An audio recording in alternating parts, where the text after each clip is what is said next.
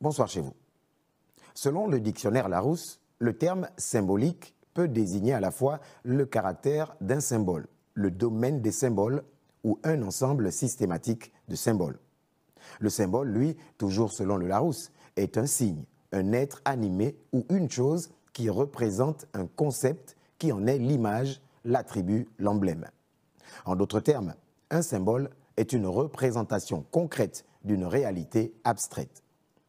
Plus qu'un simple signe, donc, le symbole évoque un sens plus profond, un concept.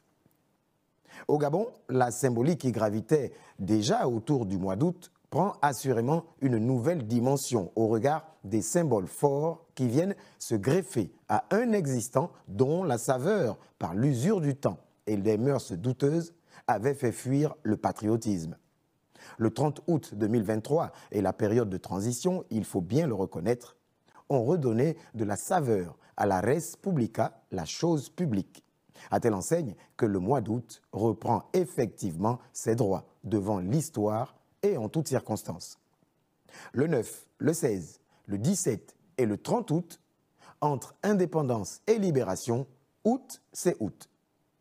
Août c'est août car le drapeau, à force de le chanter, de le hisser avec fierté, le descendre avec respect et ce, depuis 2 ans maintenant, ce drapeau-là incarne désormais la fierté d'appartenir à.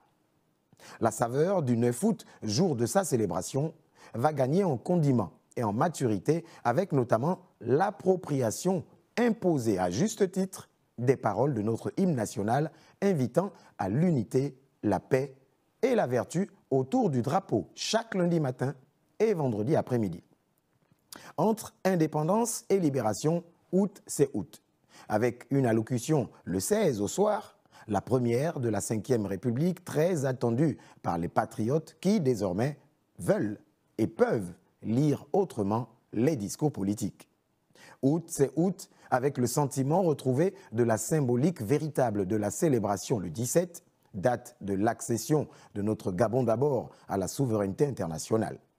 Une souveraineté de façade trop souvent, mais dont les signes depuis 2 ans, pour parler des contemporains, placent cet événement sous de bons auspices, ceux d'une réelle volonté d'autonomie de gestion et donc de souveraineté.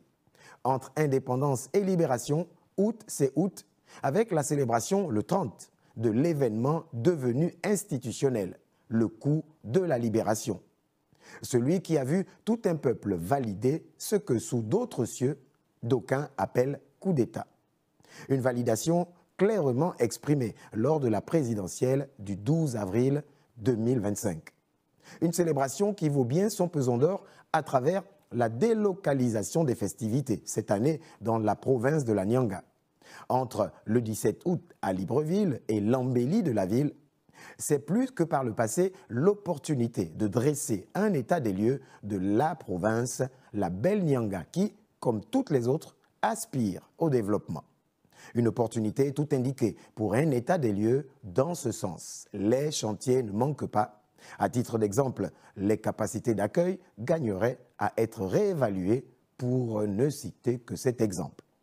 Donc, du 9 au 30, en passant par les 16 et 17 août, c'est août. C'est le mois statutaire où chaque événement a sa place. De la journée du drapeau, le discours à la nation du président de la République, le défilé marquant l'indépendance de la terre de nos ancêtres, jusqu'à la célébration de la journée de la libération, c'est le mois de la liberté qui, in fine, retrace assez clairement la marche, sinon l'histoire, du Gabon indivisible. L'histoire des jalons, du soubassement, les fondations de la Ve République. Août, c'est août avec le couloir menant vers la fin de la transition qui, désormais, se dessine pour son épilogue en septembre, qui verra toutes les institutions restaurées suite aux élections imminentes, symbolisant de facto l'ouverture de l'ère de la première compétition dans la Ve République. Bonsoir chez vous.